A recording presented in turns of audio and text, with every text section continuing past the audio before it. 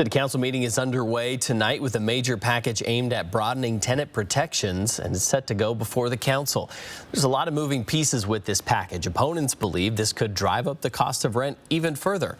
KXLY's Jordan Smith joins us in studio to explain this proposal and what it means for both renters and landlords alike. Jordan. Well, the core bullet point to remember is that tenants could pay a $15 door fee for their units on a yearly basis, and that money would go into a pool that could help both landlords and tenants. After months of rewrites and discussion, a major rental reform policy is being brought before the City Council. Tenants would pay a $15 door fee for their units on a yearly basis. With roughly 45,000 rental units across Spokane, that fee will generate a pool of about $645,000 each year. Broken down, that money would assist tenants renting with a difficult landlord or the other way around. If they rent to a high-risk tenant and then the tenant kind of trashes the place, there's extra money available to help repair it.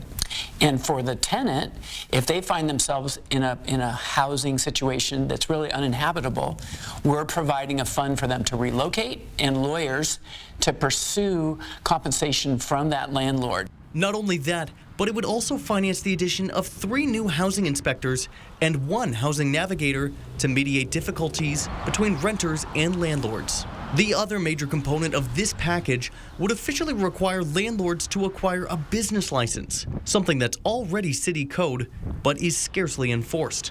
But with these proposals, there's been pushback. The problem is that the implementation of this is actually going to cause more harm to these individuals than help.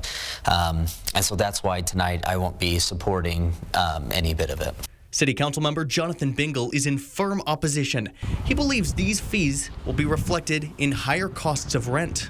We're also going to be requiring business licenses, so folks are going to have to be registering their properties. They're going to have to be inspected every so often. All of these things come at a certain cost. And what ends up happening is that cost is not going to be just eaten by the person who's a landlord. Those are costs that are going to be passed on. But both Beggs and Stratton insist that those expenses are minimal and shouldn't impact landlords in the slightest.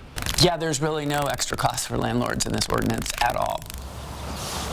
And that proposal is expected to be voted on tonight. That is expected to pass tonight should council members get to vote on it, though there is a chance this could get deferred to a later date. In studio, Jordan Smith, 4 News Now. Jordan, thank you.